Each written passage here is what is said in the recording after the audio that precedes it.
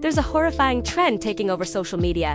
People are filling bowls with water, pouring in table salt, and dropping perfectly ripe, red strawberries into the mix. A few minutes later, tiny, pale white organisms begin squirming out of the fruit. This phenomenon has sparked widespread panic. Are we eating worms? Are our favorite berries infested? What you are seeing are not typically worms or common maggots, but rather the larvae of the spotted-winged Drosophila type of fruit fly. These flies prefer to lay their eggs in ripe or damaged fruit, and strawberries, along with peaches, grapes, and cherries, are prime real estate. The salt water simply irritates the larvae, forcing them to evacuate their hiding spot.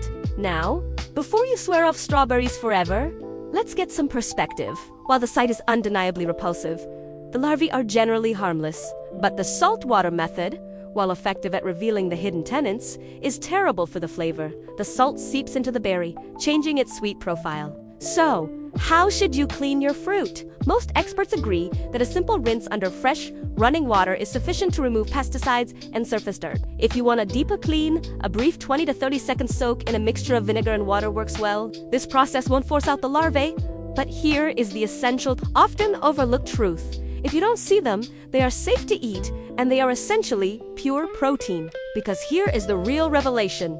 Insect consumption is not an isolated incident happening only with imperfect fruit. You are already eating bugs. Constantly. Every single day. We are not talking about finding an occasional fly in your soup. We're talking about legally allowed, industry-standard contamination in processed goods. Take, for example, the vibrant red color in many candies, yogurts, or even certain brands of bright red lipstick. This color, often labeled E120 or cochineal, is derived entirely from crushed female cochineal beetles.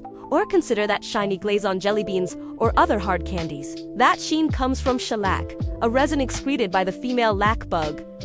Even your staple pantry items are affected. Flour, paprika, pepper, and many ground spices are legally permitted to contain hundreds of insect fragments per batch. A standard container of ground pepper might contain up to 400 pieces of insect matter per 50 grams.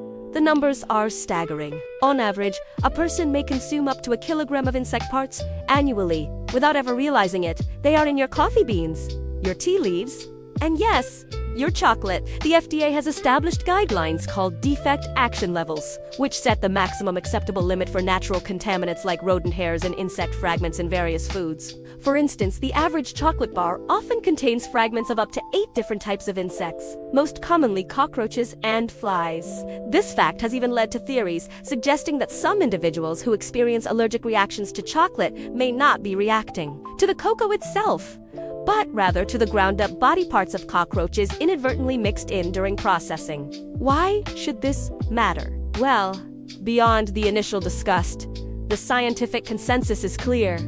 Eating insects is not only normal but healthy. They are packed with protein, healthy fats, vitamins, and essential minerals. Furthermore, as global populations rise and climate change impacts agriculture, scientists and food futurists worldwide are pointing to entomophagy, the practice of eating insects, as a sustainable, environmentally friendly solution to our future food needs. Insect farming requires significantly less land, water, and feed compared to traditional livestock.